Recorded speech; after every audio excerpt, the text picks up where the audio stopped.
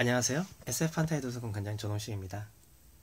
오늘은 일요일 SF 판타지 도서관에 있는 다양한 작품들을 소개해드리는 날입니다. 네, 그 중에서 지난 시간에는 우주해적 코브라라는 작품을 소개해드렸어요. 코브라라는 이름의 우주해적, 한 손에 사이코건이라는 총을 달고 있는 그런 해적이 우주 각지를 돌아다니면서 다양한 활약을 벌이는 그런 내용을 소개해드린 거죠. 자, 그러면서 이제 SF, 스페이스 오페라라는 장르를 좀 소개해드렸는데요. 문제는 이 스페이스 오페라라는 장르가 사람들에 따라서는 SF가 아니라고 여겨지기도 한다는 겁니다. 네, 어떤 점에서 그 점이 어느 정도 이해하고 있어요. 왜 그러냐면 스페이스 오페라라는 장르는 과학적으로 실제로 실현되는 그런 것보다는, 과학적으로 실현되기보다는 그냥 우주에서 이런 일이 벌어질 수 있어, 우주에선 저런 일도 벌어질 수 있어, 그런 가능성, 상상에만 초점을 맞추고 있기 때문이죠. 하지만 좀 생각해 보게 돼요. 과연 과학적으로 가능해야만 SF인가? 그렇지 않으면 안 되는가? 그렇다면 SF에는 정말로 무엇이 필요한가? 여기서 SF에는, 전 개인적으로 SF에는 과학보다는 상상이 더 중요하다고 생각을 하고요. 무엇보다도 과학에 있어서 단순히 과학적으로 실현되는 거 아닌가가 아니라 과학에 대한 믿음, 과학에 대한 경외심, 과학의 가능성, 그것이 필요하다고 생각합니다. 과학은 이 정도로 놀라운 게 있어. 과학으로 이런 것들이 가능할 수 있어. 그런 건 말이죠. 자, 그런 점에서 제가 이 과학적 상상력이라는 것, 그 다음에 한편으로는 그 과학에 대한 경외감을 처음으로 느꼈던 작품을 소개해드릴까 합니다. 바로 찌루타 겐지라는 작가가 쓴 스피릿 오브 원더라는 작품입니다. 자, 스피릿 오브 원더, 이 작품은 사실 애니메이션으로 처음 접했어요. 과거에 차이나시의 우리라고 하는 그런 작품이 있었는데요. 그런 작품을 통해서 야, 이런 것도 참 있네, 굉장히 흥미롭다라고 접하게 됐는데, 알고 보니까 스피릿 오브 원더라고 하는 만화 단편집 중에 일부 내용이더라고요. 자, 이 스피릿 오브 원더, 굳이 그대로 번역하자면 아마도 경외감의 마음, 경외심의 혼, 이런 것이 되겠습니다. 영혼, 스피릿, 정신, 놀라운 정신. 좀 번역이 이상하겠죠? 자, 사실 여기는 여러가지, 그 스피릿 오브 원더라는 제목에는 여러가지 이설이 있지만, 어쨌든 이 작품에서 제일 중요한 것은 야, 이런 일도 가능해 라고 하는 놀라움입니다. 이런 일도 할 수 있어? 저런 일도 할 수 있어? 야, 이렇게도 될 수 있네? 사실 여기 나오는 많은 것들은요, 과학적으로 꼭 가능한 건 아니에요. 굳이 말하자면 과학적으로는 좀 불가능하다고 볼 수 있는 그런 것들이 많습니다. 예를 들면 우주여행을 하는데, 자, 멀리 있는 한 4광년 정도 떨어진 알파 센타우리라고 하는 그런 별이 있습니다. 지구에서 가장 가까운 그런 별이라고 볼 수 있어요. 근데 4광년이 넘게 떨어져 있다는 거죠. 근데 거기까지 되게 빠르게 이동을 하고 싶어요. 어떻게 이동할까? 스피릿 오브 원더에서는 아주 황당한, 아주 놀라운 발상을 하게 됩니다. 바로 사람을 4광년 크기로 확대해가지고 다시 축소하는 거예요. 예, 말이 안 된다고요? 예, 솔직히 그렇게 생각하실지도 몰라요. 하지만 공간이라는 것 자체를 마음대로 늘리고 줄일 수 있다면 우리 인간 자체의 공간을 그만큼 키우고 다시 줄일 수도 있겠죠. 사실은 어떻게 보면 워프의 원리도 좀 비슷한 원리거든요. 앞에 공간을 줄이고 앞에 공간을 늘리고. 그렇다면 공간만 늘리고 줄이는 것이 아니라 우주선 자체를 키우고 줄일 수도 있지 않을까. 사람을 이렇게 키웠다가, 자, 사람을 자, 이렇게 했는데 사람이 이렇게 키워졌다가 다시 이렇게 줄어든다면, 여기서 시작해서 이렇게 늘어났다가 이렇게 줄어든다면, 자, 그렇다면은 한순간에 여기 있는 곳에서 여기까지 이동할 수 있을 겁니다. 물론 사람을 4광년 크기로 키울 때 얼마나 시간이 걸릴지는 잘 모르겠지만, 그것이 충분히 빠르게만 할 수 있다면 이론상으로는 광속을 넘어서 충분히 목적 지점에 도착할 수 있을 것 같아요. 실제로 그런 일이 벌어집니다.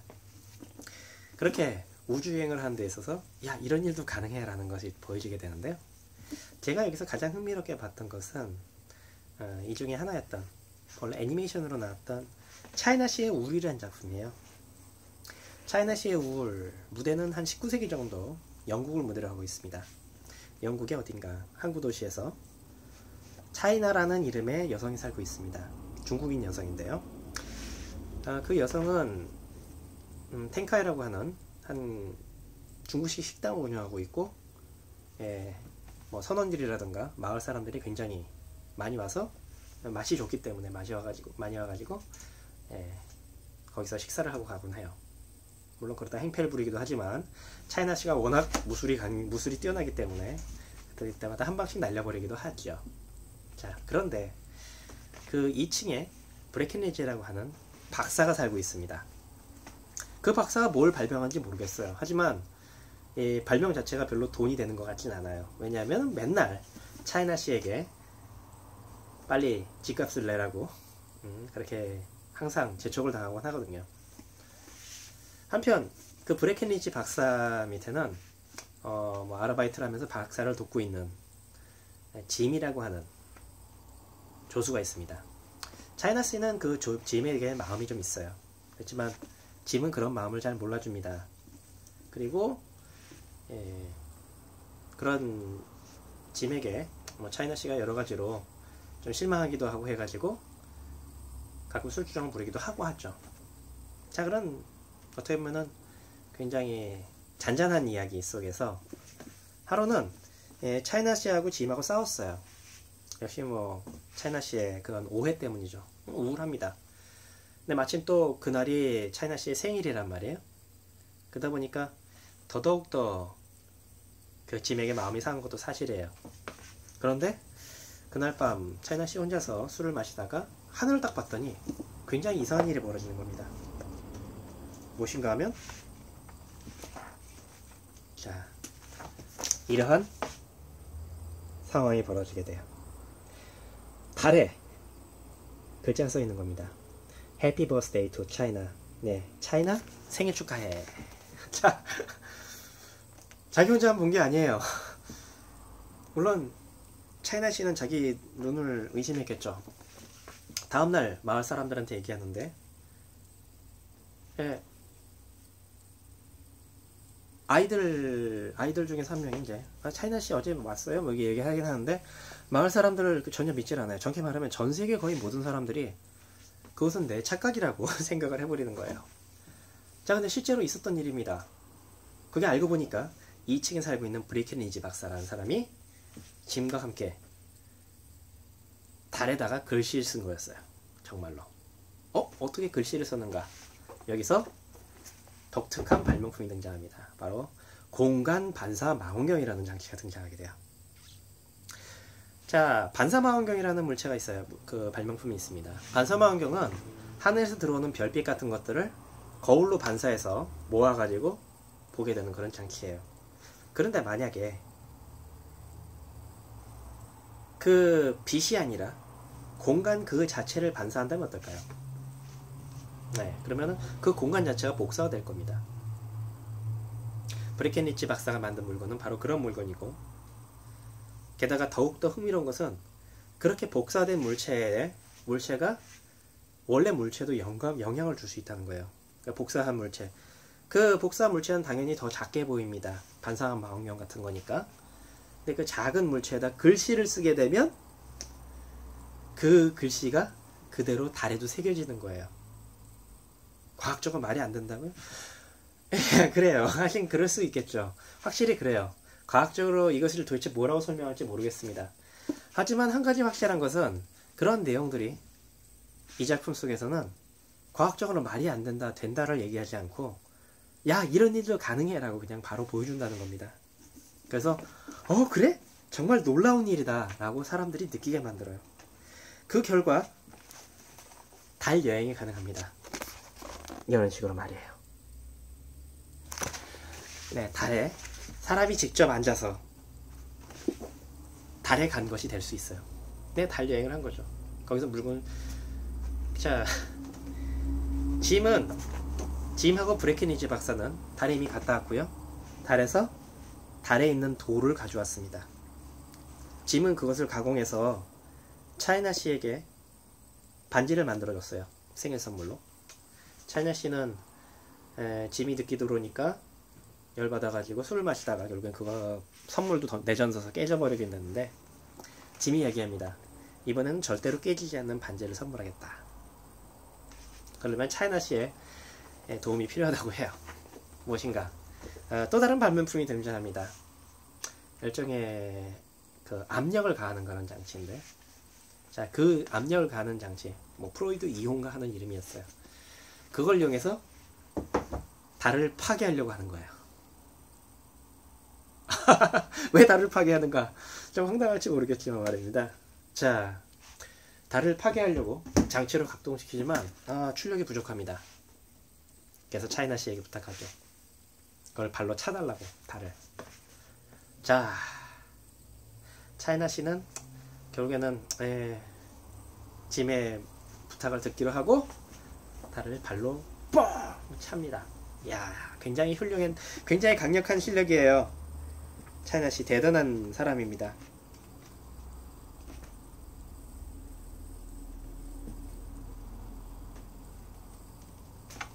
한 방에 달을 날려버렸고, 그리고 그 달은 파괴돼서 파괴된 운석들이 지구를 둘러싸게 됩니다.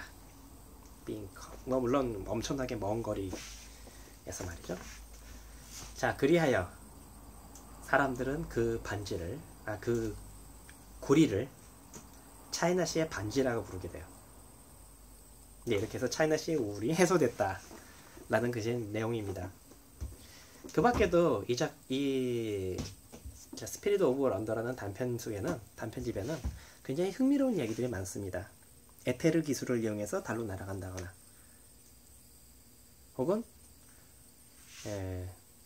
뭐 차이나 씨가, 자, 이건 게임 애니메이션 쪽에 나오는 거는 차이나 씨가 작아져서 생기는 사건이라던가, 반대로 화성을 공간 반사망형을 이용해서 가져왔더니 이번에는 이상한 꿈을 꾼다라던가, 그런 식의 사건들이 여러 가지 발생합니다.